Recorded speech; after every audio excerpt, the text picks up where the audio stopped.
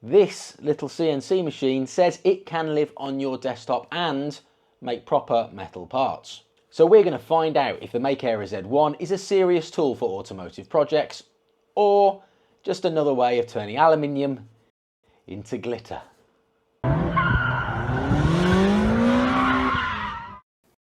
Hello, I'm David and welcome to Making for Motorsport, where we make more, spend less and go faster. And today, as we've said, we're reviewing the Makera Z1 desktop CNC. I already reviewed their previous machine, the Carvera Air, video here, and it was brilliant. I made some bits of my rally car, I did some of the pre-planned projects that it comes with, but that said, I'm no CNC expert, as you'll see. So if you are a novice and you're looking out for a CNC machine to level up your making, well, this might be for you. So it's on Kickstarter right now for $899, but we'll talk about Kickstarter later. Right now, let's talk about the machine. So let's get into it. As you'd expect, the unit was fantastically boxed and shipped, no problems, arrived, no issues. All the parts are kind of tessellated inside the machine. And the machine I got, which is a prototype unit, came with the 4th axis and also the laser module. Fast forward to when these are available on sale, there's likely to be different packages. Check that out when you're coming to buy. Now, Makera also sent their Cyclone dust collector unit, which is a dedicated standalone unit to collect the swarf and the dust made by the machine. It's a really stylish looking unit and it looks great parked by the side of the Z1. This is a prototype early release unit sent to me for review, so I didn't get anything in the way of manuals or paperwork with it.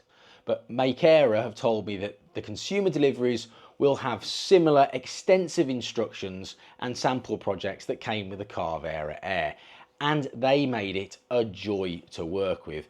They were so good, they even made this idiot look like he knew what he was doing. There's 2 bits to the software.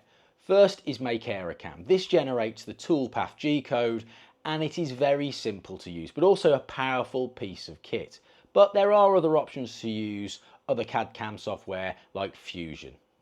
Number 2 is Carvera Controller. So this is used to connect to the CNC machine directly, and you use it to launch the G-code and also to manually control the machine.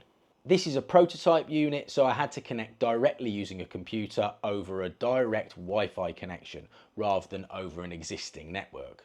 But connecting was absolutely no problem and the connection was rock solid, and it worked really well with my little tuning laptop, so I didn't tie up my main computer. The production units, on the other hand, will have normal Wi-Fi network connection and USB.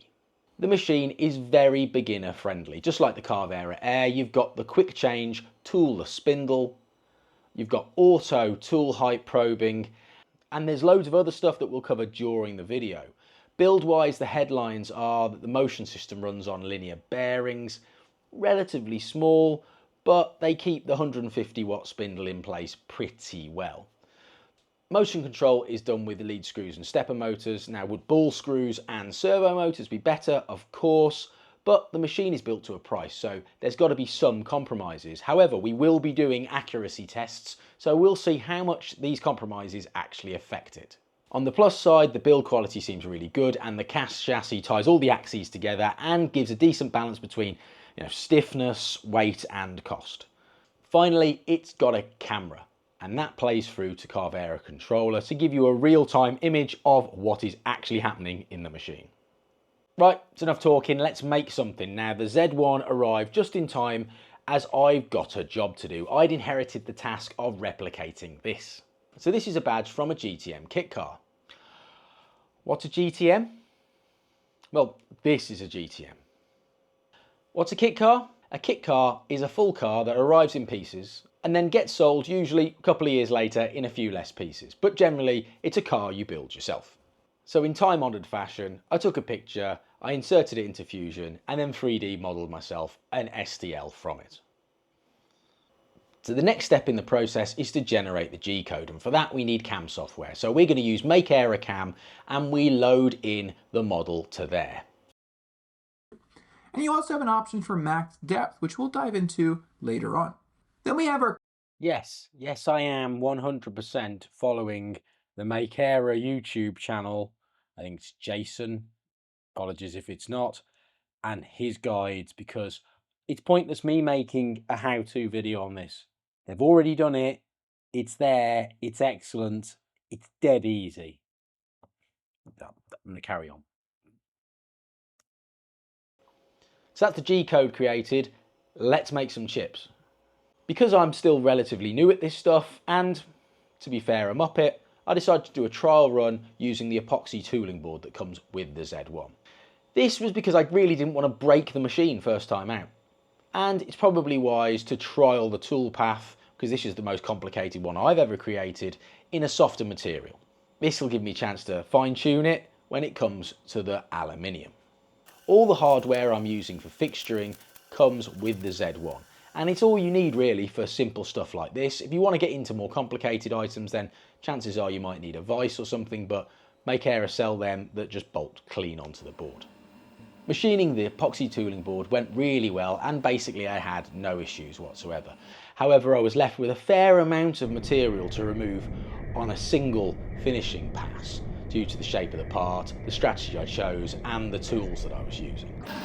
So I changed this for when I ran the aluminium. So instead of having one finishing pass, I had multiple. Let's just hope I get the start point for the finishing passes right, so I'm not wasting hours machining nothing but fresh air.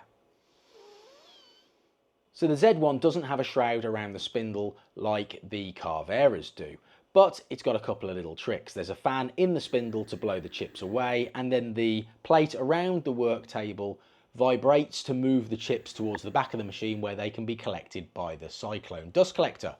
Now, I was a little disappointed with how well this didn't work on the epoxy tooling board, but it would work a lot better if I turned it on.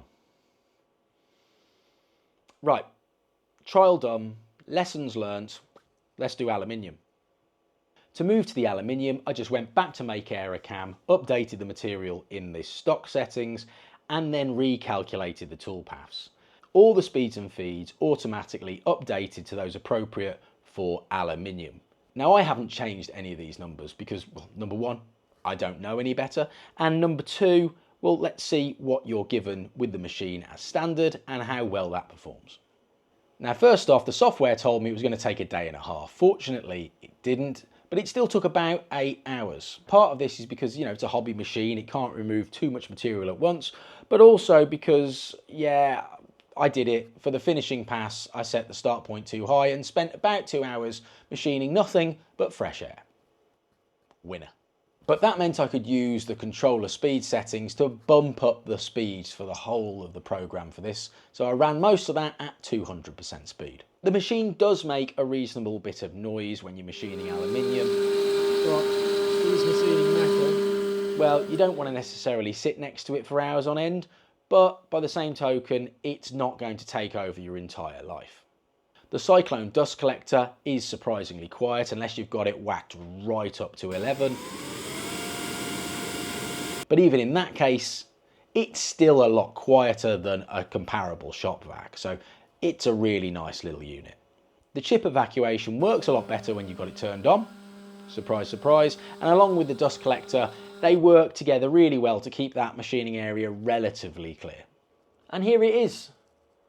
And I think that is looking pretty good. I mean, for my first time making anything like this, and my first time with the machine, I'm very happy with it. Now, could we tweak the tool path to make it look a little bit better? Yes. Could we change the model so it lends itself to CNC machining a bit better? Yes, we probably could. But for the first time out, I'm saying this, good enough. Now, you can't do a review of a CNC machine without an accuracy test. And I didn't go complicated. I just made some test coupons. It was back to Makera Cam to create the tool paths, and the rectangles were drawn directly in the CAM software. So there was no need to fire up Fusion, and goes to show that you could do simple squaring up stock tasks directly from Makera Cam. The single flute end mill was used, as were the default speeds and feeds, and the coupons had just a small touch from the file to clean up the cut surfaces. The results, well, yeah, I was quite impressed. So the overall dimensions were no more than 2 thou out, generally below 1/1000th of an inch, and the parallelism along the two long sides was also very good, either as parallel as I could measure or just 1 thou out over the 45mm. And considering the setup that I gave the machine to work with, yeah, I'm happy with that. As a final bonus measurement, the outside of the badge should be 63.5mm, and it measures up at 63.5758, so about 3 thou out on circular interpolation. Not micron level accuracy, but again, it's a desktop machine for less than £1,000. I mean, you can't complain. So, what do we think of the Makera Z1? I'm impressed. It does exactly what it says it should do. Add in all the beginner friendly stuff like the quick change tool collet, the tool length probing, the work probing, all of the support videos online, the great documentation. Yeah, it just makes CNC very, very easy. The camera coming along as well gives you that real modern feeling of a machine that's easy to use, just like the new generation of 3D printers. Downsides? Well, it's probably a little noisier than I remember the Carvera Air being. It takes off the high frequency, but you can still hear that. But that said, I've done a lot more aluminium machining this time round, so that might just be my impression. Would I recommend someone buys this if they're new to CNC machining? Absolutely. This machine holds your hand all the way through and makes something that's quite scary and intimidating really very easy. Like I said, this is on Kickstarter for $899. Now, whether you guys want to go out and buy it from Kickstarter or not is up to you. There is some risk associated with that platform rather than just buying it directly from a vendor. But equally, Makera have done two previous, the Carvera and the Carvera Air. Both the values of those were much higher and they successfully completed. So on the scale of Kickstarters, this is, I'd say, at the very low risk end. But that doesn't mean there's no risk, so please go out and make your own decisions. If you are planning to back the Kickstarter and you've enjoyed this video, then please consider using the affiliate link in the description to support the channel a little more. Finally, this machine was provided free of charge by Makera for review, but these words are all my own, and I honestly tell you that out of all the companies I deal with, Makera are one of the ones who put the least pressure on you, even to get the video done. Hence why this is a little bit late in the Kickstarter timeline.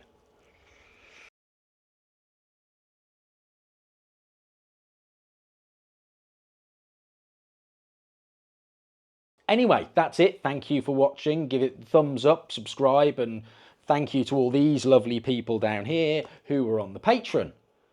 Now, I believe the algorithm wants you to watch this video. Or you could head over to the new second channel, Piston Talk, and watch this video. Don't care which, but watch one of them. Right, that's it. Thank you for watching and stay hydrated. It's cold.